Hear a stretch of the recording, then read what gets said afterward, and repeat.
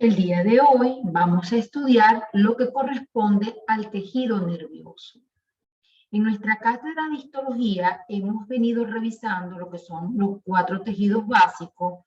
En primer lugar, el tejido epitelial de revestimiento y el glandular. En segundo lugar, el tejido conectivo generalizado y el tejido conectivo especializado. Y el día de hoy comenzaremos con lo correspondiente al tejido nervioso. El tejido nervioso tiene una clasificación desde el punto de vista anatómico, es decir, desde donde él se encuentra ubicado.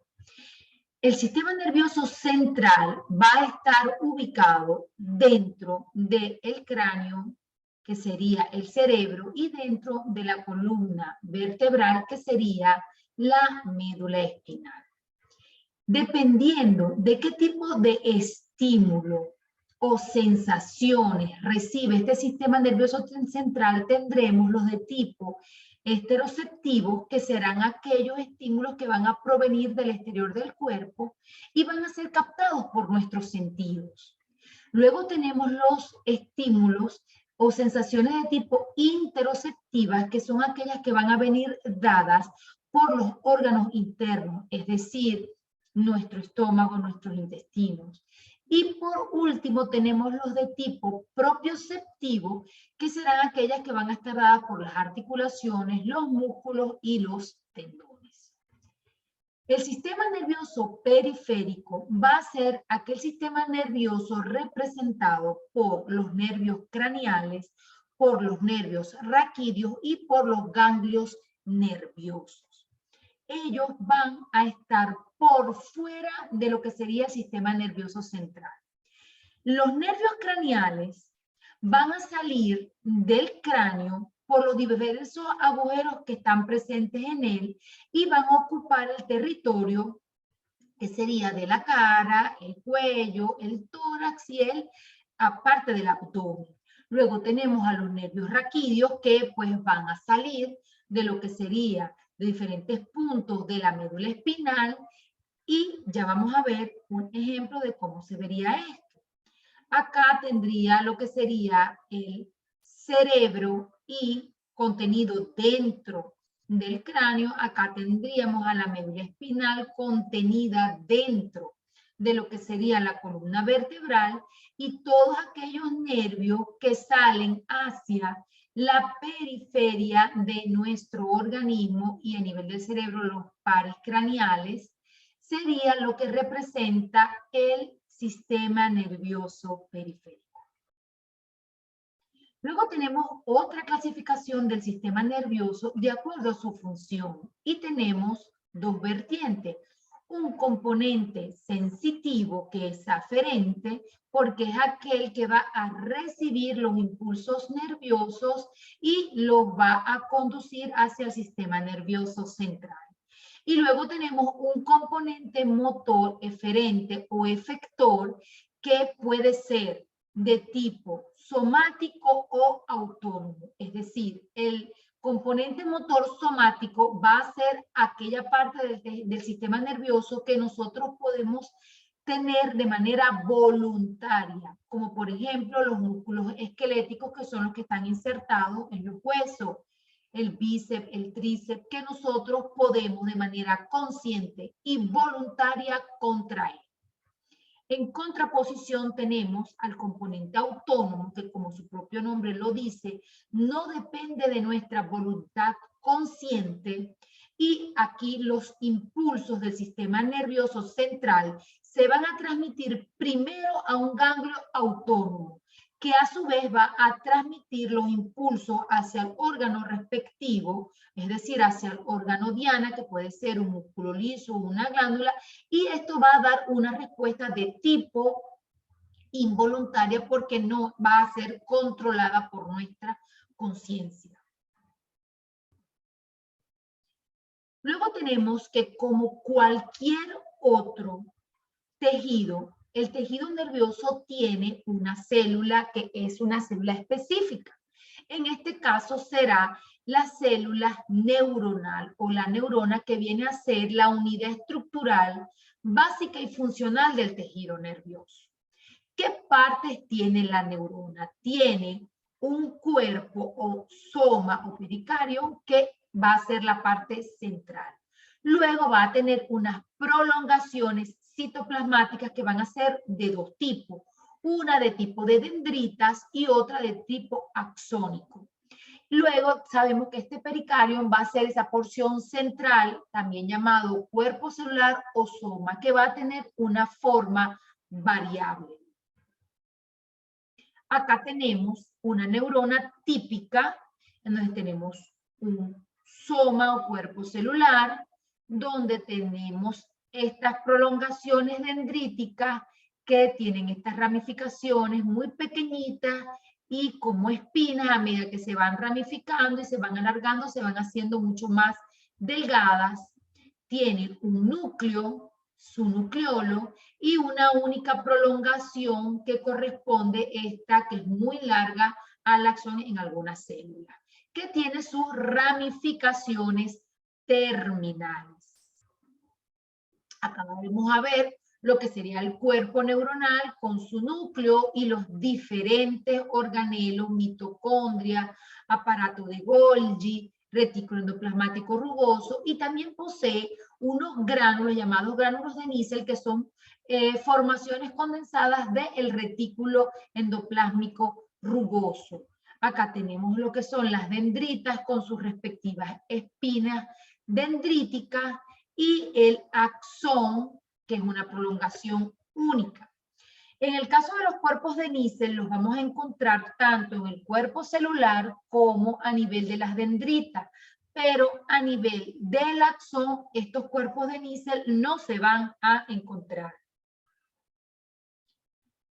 Tenemos entonces estas dendritas que ya vimos en la lámina anterior, que son prolongaciones que van a conducir impulsos nerviosos hacia el cuerpo celular, van a ser ramificadas, generalmente múltiples, y que se van haciendo más finas a lo largo de su desarrollo. El axón o el cilindro eje va a ser una prolongación única que va a llevar los impulsos los impulsos nerviosos hacia otras neuronas o hacia un órgano efector, como puede ser un músculo, una glándula. Él va a carecer de cuerpos de Nissl y va a presentar en sus porciones terminales unos teledendrones. Acá tenemos el cuerpo celular, luego tenemos esta prolongación que es más larga y más gruesa representando el axón, y estas otras prolongaciones múltiples que serían las dendritas. Dentro de la clasificación de estas neuronas tenemos que uno de los parámetros que se toma es según el número de las prolongaciones, por los cuales tenemos neuronas unipolares, que serán aquellas neuronas que solamente tienen una prolongación que corresponde al axón. Luego tendremos a las pseudo unipolares, en donde tenemos un cuerpo, luego tenemos una prolongación que se divide o se ramifica en dos, una para el axón y una para la dendrita. Luego tendremos las bipolares, en las que tenemos una prolongación para el axón y una prolongación para la dendrita, y las multipolares, que es la célula neuronal típica, la cual va a tener múltiples prolongaciones a nivel de las dendritas y una única prolongación a el axón.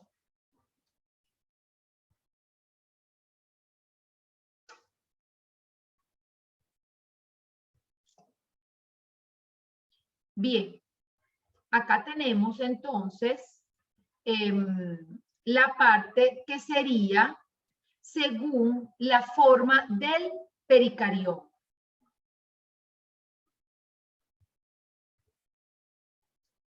Según la forma del pericarión, tenemos que pueden ser piriformes y las vamos a encontrar en las células motoras del asta anterior de la médula espinal, las esféricas, o sea, su axoma va a ser de forma redondeada y estas van a estar en los nervios, perdón, en los ganglios craneoespinales, las fusiformes, las cuales van a estar como las neuronas de Purkinje y ellas van a tener una parte arboriforme en lo que corresponde las dendritas, células estrelladas que se encuentran en la retina ocular y las neuronas del cerebro que tienen una forma piramidal.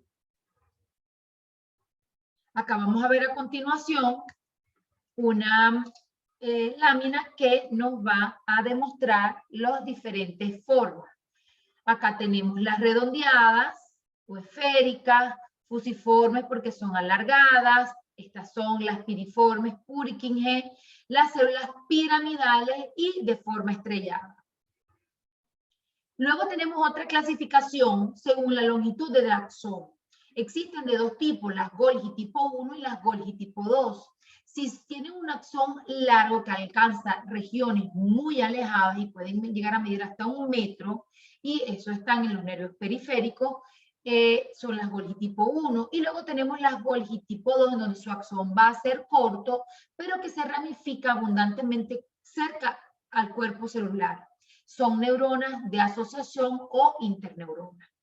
Según la función de la neurona, puede ser una neurona sensitiva, aferente, una neurona motora, eferente o efectora, y una interneurona que es la conexión entre dos o más neuronas. Luego tenemos a las células que se vamos a encontrar presentes en el tejido nervioso periférico. Vamos a encontrar a las células de Schwann. Estas células de Schwann van a acompañar a los axones en el sistema nervioso periférico y son indispensables para la integridad estructural y funcional del axón. En esta lámina podemos ver un axón de color ladrillo, la parte amarilla representando la mielina, que es sintetizada por esta célula de color rosada llamada célula de Schwann. Vamos a poder observar dentro del tejido nervioso periférico tanto fibras mielínicas como fibras amielínicas. En las fibras mielínicas, cada célula de Schwann va a rodear un solo axón.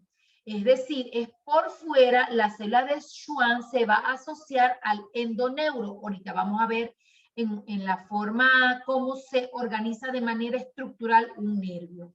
Pero para que veamos acá, acá tengo un nervio periférico y está envuelto por tejido conectivo que se llama epineuro o epineurio.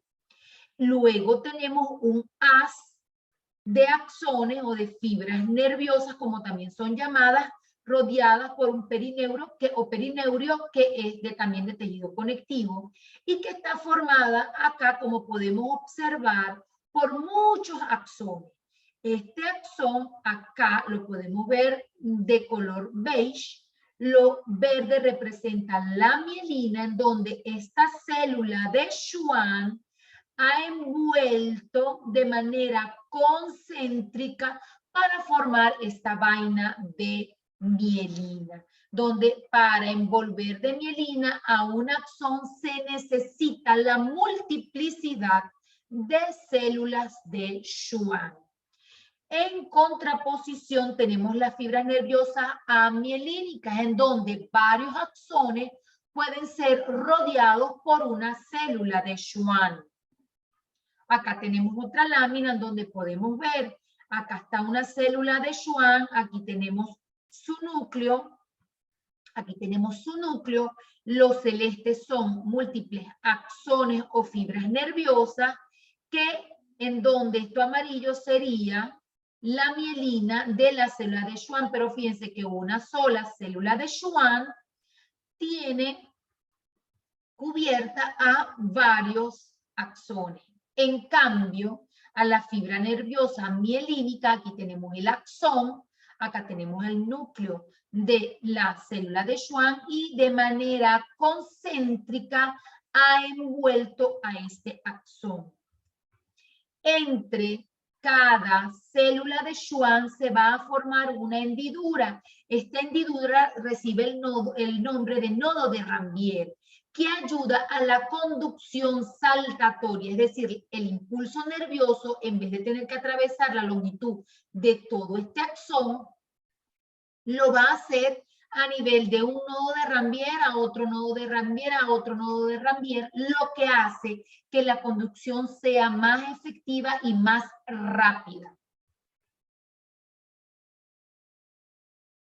Luego tenemos a las células que vamos a encontrar presentes dentro del tejido nervioso central. Y estas son las células de la neuroglia, que son las que vamos a estudiar a continuación. Estas células de la neuroglia van a ser esas células de sostén que se encuentran entre las neuronas del sistema nervioso central y el epéndimo, que el epéndimo van a ser unas células que van a formar unas membranas que van a recubrir tanto los ventrículos cerebrales como el conducto interno de lo que sería la médula espinal a nivel de la columna vertebral que está contenida esta médula espinal.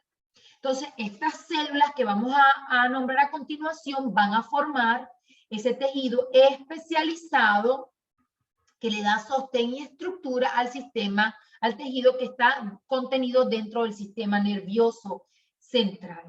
Tenemos en un primer lugar a los astrocitos, que van a ser unas células que tienen múltiples prolongaciones, como lo podemos ver acá, muchas prolongaciones, y pueden ser del tipo fibroso o protoplásmico. Ellos se van a encontrar siempre en las adyacencias de los vasos sanguíneos, es decir, son perivasculares. Luego tenemos a los oligodendrocitos, que van a tener menos prolongaciones y van a ser los encargados de sintetizar la mielina a nivel del sistema nervioso central. Acá tenemos un ejemplo y una diferencia de cómo es la mielina en el sistema nervioso central y cómo es en el sistema nervioso periférico.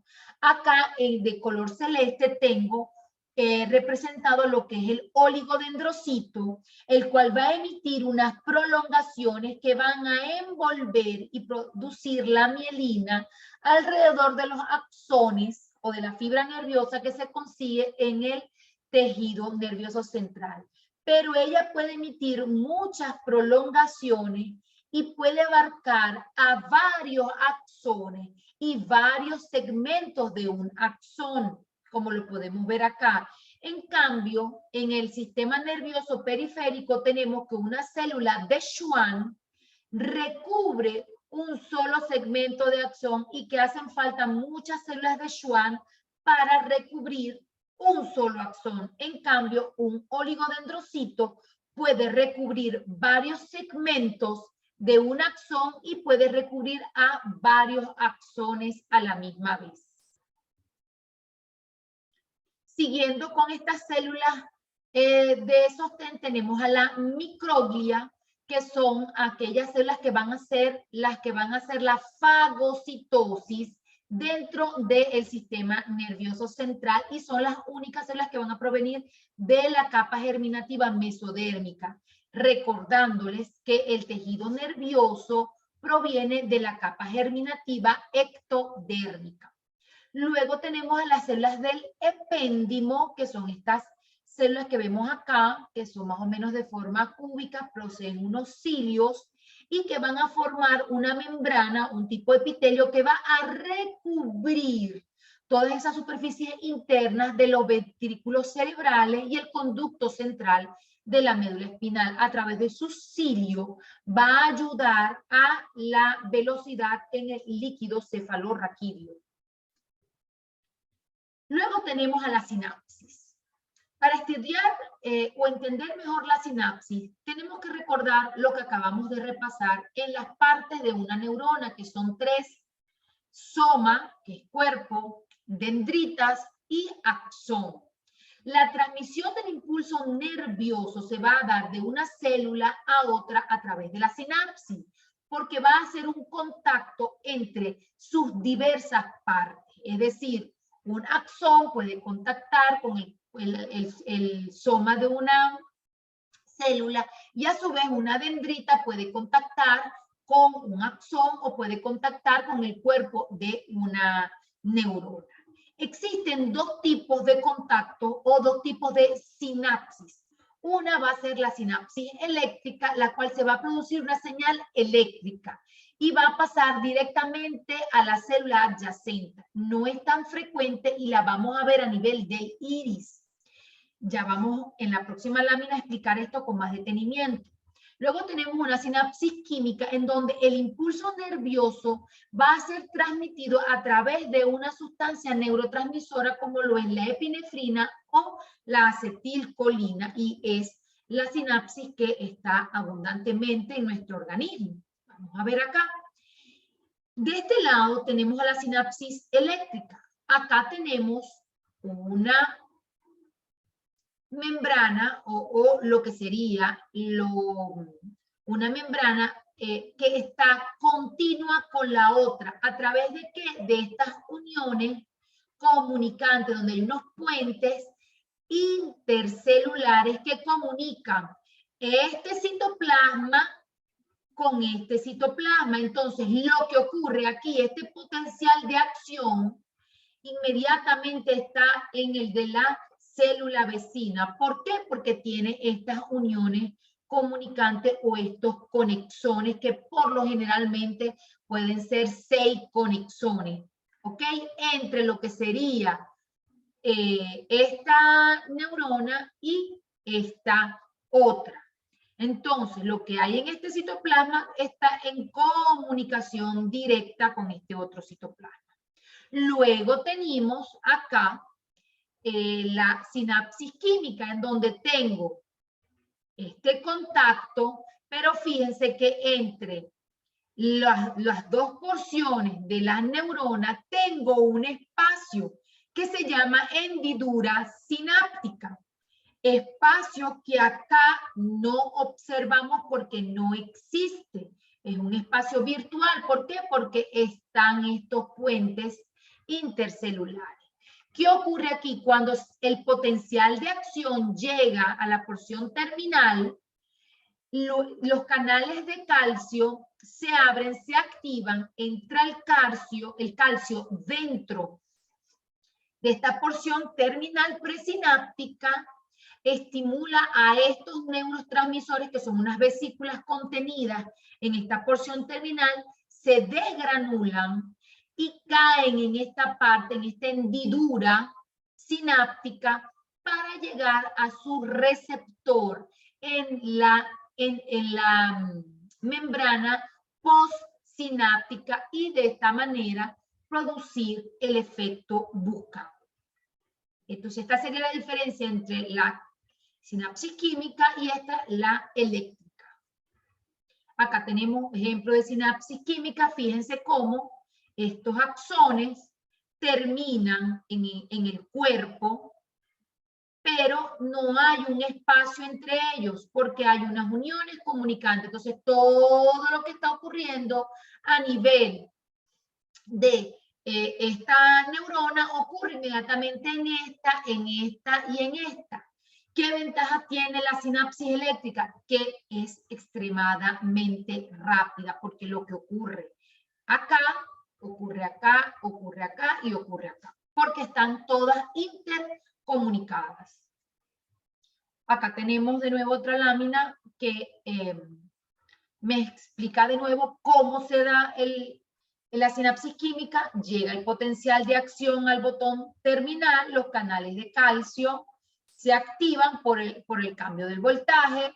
Al llegar el calcio dentro del espacio presináptico, ¿qué ocurre? Se desgranulan, caen a la hendidura sináptica, luego estos neurotransmisores se unen a su receptor.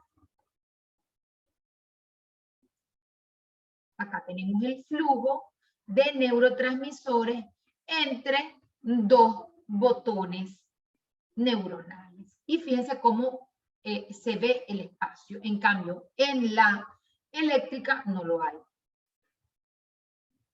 Entonces, de aquí derivamos que los tipos de contactos sinápticos van a ser esos contactos que se van a dar entre diversas partes de una neurona. Entonces tendremos que la axodendrítica sería entre un axón y una dendrita, la axosomática sería entre un axón y un cuerpo neuronal, la axoaxónica entre dos axones, la dendrodendrítica entre dos dendritas, la somatodendrita sería entre un cuerpo de neurona y una dendrita, y la somatosomática entre dos cuerpos neuronales. Acá podemos ver donde un axón conecta con un cuerpo y aquí me están dibujando una sinapsis de tipo química, vean la hendidura, y aquí sería axosomática. Luego tengo acá, si son dendritas que tocan un axón, tenemos las que son de tipo axodendrítica. ¿Ok? Aquí sería de tipo espicular porque no sería directamente la dendrita, sino una espina de las dendritas. Ok. Pasando entonces ahora con los nervios periféricos, esos nervios que se estudian en anatomía, tienen una estructura que son visibles anatómicamente, es decir, son visibles ya no solamente histológicamente con un microscopio, sino que son visibles a simple vista. Estos van a ser unas estructuras en forma de cordones que se van a ramificar y van a estar formados por haces de fibras nerviosas. ¿Quiénes son esos haces de fibras nerviosas? Los axones. Muchos axones se van a unir, se van a compactar para formar estos nervios periféricos. ¿A través de qué ellos se van a unir? Se van a unir a través del tejido conectivo. Y estos nervios periféricos pueden ser craneales o pueden ser espinales. ¿Ok? Craneales los que salen del cráneo por sus agujeros y son los 12 pares, y los espinales los que vemos que en la primera lámina salían a través de lo que sería la médula espinal hacia la periferia de nuestro organismo. Un nervio como tal va haciéndose ese conjunto de axones que van a estar unidos por un tejido de sostén para formar un tronco nervioso anatómicamente definido. Los axones pueden ser motores o sensitivos, pueden estar mielinizados o no. Por ejemplo, el nervio trigémino va a ser un nervio de tipo motor en su mayoría. Y el trigémino va a ser sensitivo en su mayoría, solamente tiene una pequeña rama motora. Y el nervio facial es de tipo motor, nos da los movimientos, la gesticulación en nuestra cara. Ahora bien, dentro de estos nervios periféricos vamos a encontrar los ganglios. ¿Quiénes van a ser los ganglios? Los ganglios van a ser esas masas redondeadas rodeadas por una cápsula de tejido conectivo denso, colágeno regular, y van a estar constituidos por grupos de neuronas fuera del sistema nervioso central y abundantes fibras nerviosas rodeadas por una red de colágeno. Acá podemos ver un ganglio con una masa redondeada. Aquí vemos los cuerpos neuronales, también los vemos muy bien. Y también podemos ver lo que son las fibras nerviosas o axones. Y aquí tendremos lo que son fibras de tejido conectivo, que son la cápsula. Estos nervios tienen una organización estructural para poderse hacer visibles y tener una función como tal. Él va a tener 3 capas: el epineuro, perineuro y endoneuro. Acá lo vemos. El nervio se organiza estructuralmente así, se unen todos estos axones en forma de haces rodeados por una capa de tejido conectivo denso colágeno irregular, que está allí representado por el color amarillo y lo hace como un cordón. A su vez, los haces de fibra nerviosa o de axones están rodeados por otras capas de tejidos conectivos, colágeno también, denso, y cada uno de estos axones o fibras nerviosas con su vaina de mielina, que aquí se ve muy bien cómo está rodeado de manera concéntrica por su célula de Schwann, también va a estar rodeada por el endoneuro, representado por un tejido colágeno muy delicado, reticular. Para terminar, tenemos cómo se da la regeneración de los nervios. Hay varias reacciones que ocurren una vez que un nervio ha sufrido una lesión o un trauma. Hay una reacción axoniana, es decir, que se da a nivel del axón para tratar de buscar esa regeneración y esa restauración y poder recobrar de esta manera su función. En esta reacción axoniana se da una reacción local, en donde esos extremos del axón que fueron seccionados se tratan de retraer, y esa membrana que es cortada de un extremo se fusiona, hace esto, y hasta aquí se corta, se fusiona, para evitar que ese axoplasma, el contenido que está dentro del axón, se salga por completo al espacio extracelular.